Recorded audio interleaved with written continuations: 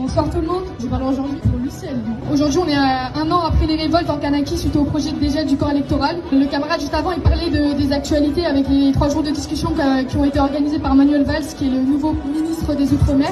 Et nous ça nous surprend pas et en fait on pense que ça n'a rien de nouveau. En fait l'État colonial il gagne du temps, il cherche à établir un semblant de dialogue et on sait qu'il lâchera rien. Il n'y a jamais eu de neutralité de l'État colonial, c'est un mensonge. Et en fait l'accord de Nouméa il a été acquis dans le sang, dans la lutte que les mouvements indépendantistes ont réussi à acquérir mais que l'État colonial n'a jamais voulu lâcher. Donc nous on pense qu'ils lâcheront rien et on n'est pas dupes des stratégies de division de la lutte par le colonialisme français. On pense que le soulèvement populaire suite au dégel du corps électoral il n'a pas été vain. La réforme du dégel du corps électoral elle a toujours pas été mise en application. Les décennies de lutte, des soulèvements de 1878, de la mort en martyr du chef Ataï, des événements de 1984 nous montrent que la lutte elle est digne et elle est légitime. La lutte elle peut être victorieuse même si elle est loin d'être finie. Pour nous l'objectif il est clair, c'est l'indépendance de la Kanaki, la défaite totale du colonialisme français. Car la lutte pour l'indépendance de la Kanaki elle est centrale parce que pour nous militants français, la lutte contre l'impérialisme, le colonialisme et le racisme de notre propre État, elle est primordiale. C'est la radicalisation de notre impérialisme qui fait du fascisme une option de plus en plus aisée par la bourgeoisie. S'il y a un terrain où nous pouvons être le plus efficaces, c'est bien contre notre propre État et sa répression. C'est là notre rôle de militant. Et la libération de la Kanaki, ce sera aussi la nôtre.